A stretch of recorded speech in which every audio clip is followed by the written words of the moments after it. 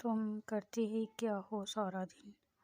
اگر اس سوال کو حل کیا جائے تو میرے خیال سے اس کا جواب ایک سامنے والے کی موت ہوگا جو اس وقت کہانی کو سن رہا ہوگا۔ ایک عورت سے جب یہ سوال کیا جاتا ہے کہ تم آخر کرتی ہی کیا ہو سارا دن، بڑا درد دیتا ہے، بڑی اذیت دیتا ہے۔ لاڈو میں پلی بیٹی سسرال کے گھر کی ذمہ داری سنبھالنے پر بھی یہی سنتی ہے تو زمین پھٹ جاتی ہے، عرش کانپ جاتا ہے، اس گھر میں خدا کی رحمتیں ختم ہو جاتی ہیں۔ آئیے ہمارے معاشرے کی اس عورت کی پوری زندگی کا اندازہ اس کی ایک دن کی ڈیوٹی سے لے لیا جائے۔ رات سوتی ہے، اللہ سے دعا کرتی ہے کہ اے اللہ پاک مجھے توفیق دے، میں کھل کے سچے دل سے تیری عبادت کروں۔ صبح اٹھی نماز پڑھتی ہے، ساس بستر پر لیٹی، شوہر بستر پر لیٹا، کہتے ہیں دکھا دکھا کے لمبی نماز پڑھ رہی ہے۔ اگر جلدی پڑھ لے تو کہتی ہے کیا فائدہ ایسی نماز کا، نہ قرآن پڑھا نہ دعا کی، گھر کے سکون کے لیے یہ تو چاہتی نہیں ہمارے گھر میں بھی برکت ہو، یہ جا وہ جا، دونوں طریقے آزمائے، دنیا خوش نہ ہوئی، اس ڈر میں اور ایسی سوچ میں نماز پڑھتی، رب کو بھی راضی نہ کر سکی، ذہن تو الجھا رہا۔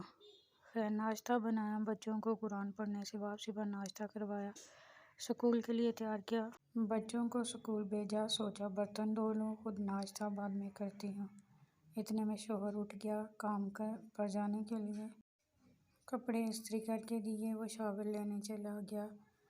جلدی سے شوہر کے لیے ناشتہ بنا کے ساتھ دوپہر کا کھانا پیک کر کے دیا۔ اتنے میں ساس کی آواز آتی ہے، مجھے چائے کا کپ، دیسی گھی ڈال کے دو، چائے بناتی ہے ساس، کہتی ہے اب میں نے چائے پی لی، فریش ہو کے ناشتہ کروں گی۔ جلدی ساس کا ناشتہ بناتی ہے، ناشتہ کروانے کے بعد پھر برتن دھوئے، کچن سمیٹا، گھر کے بستر اور صفائی کے ساتھ والی ہمسائی آ گئی، اس کو چائے بنا کے پلائی اور سوچا کہ ایک کپ اپنے لیے بھی بنا لیتے ہیں ناشتہ، کیا کرنا، دوپہر کا کھانا ہی کھا لوں گی۔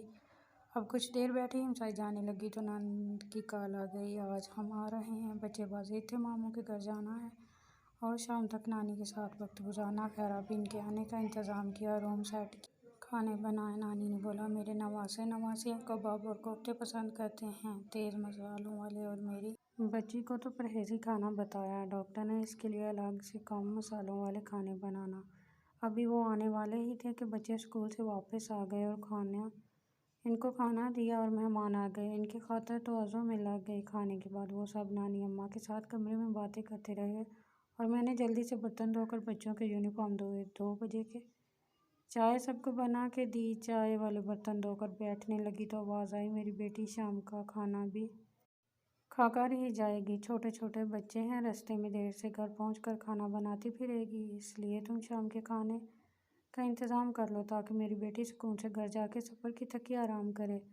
انتظام کیا شام کے کھانے کا؟ اتنے میں شوہر آ گیا، مجھے پتا تھا میری بہن آ رہی ہے، اس لیے راستے سے بچوں کے لیے کھلونے اور کچھ کپڑے خرید کے لایا تھا۔ بچے جمع ہو گئے، سب شوہر کو پانی پلایا اور کھانا نکالنے لگی تھی کہ بچوں کے جھگڑنے کی آوازیں آئی، بابا کھلونے ہم رکھیں گے، ہمیں بھی ایسے کپڑے چاہیے، بچوں کی طرف لپکی تو پڑھا لکھا شوہر گالیاں دینے لگ گیا، بچوں کی تربیت نہیں کی، کم عقل عورت، ان کو سکھایا ہی کیا ہے، ساری زندگی سو کے گزار دی، سارا دن عیاشیوں میں لگی رہتی ہو، عقل دیا کرو انہیں۔ بچوں کو ڈانٹ کے کمرے میں لے گئی اور مہمانوں کو کھانا کھلایا، چائے بنائی، بچوں کو مہمانوں کے ساتھ کھانا کھلایا کہ پھر سے کوئی غلطی نہ کر دیں، بعد میں بچوں کو کھانا دیا، برتن صاف کیے۔ اتنے میں نند اپنے بچوں کی تیاری کرنے لگی، چلو آج ماموں ہی گھر چھوڑ آئیں گے بچوں کو، اسکول کا ہوم ورک کروا کے بستروں پر لٹایا کہ شوہر واپس آیا اور کہتا ہے کہ اگر تمہاری طبیعت ٹھیک ہوتی تو آج مجھے اپنی بہن کے سامنے محسوس نہ ہوتی۔ اس پریشانی سے کھانا بھی نہیں کھایا گیا، کچن کی طرف بھاگی، شوہر کے لیے کھانا لائی، شوہر کھانے میں مصروف ہو تو میری آنکھوں سے آنسو خود بخود ٹپکنے لگے، بہت کوشش کی کہ تھم جائیں اور شوہر کو پریشانی نہ ہو، بچا ہوا کھانا شوہر کو دے کر برتن اور کچن سیٹ کر کے بچوں کے پاس آ بیٹھی اور درد اتنا کہ آنسو رکنے کا نام نہ لے، روتی روتی سو گئی۔ کیا اس عورت کا کوئی حق نہیں کہ کوئی جھوٹے منہ سے اس سے بھی پوچھتا؟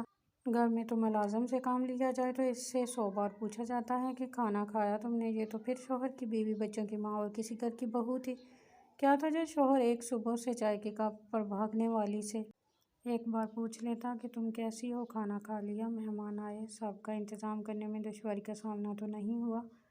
میرا اس معاشرے کے لوگوں سے سوال ہے کہ عورت ایسا کیوں کرتی ہے، کس کے لیے کرتی ہے؟ کیا اس کے حقوق میں حسن سلوک کا کوئی مقام نہیں؟ کیا شادی کے بعد اس کا کوئی ولی وارث نہیں؟ لعنت ہے ایسے شوہر پر جو کہتا ہے کہ تم نے کیا ہی کیا ہے۔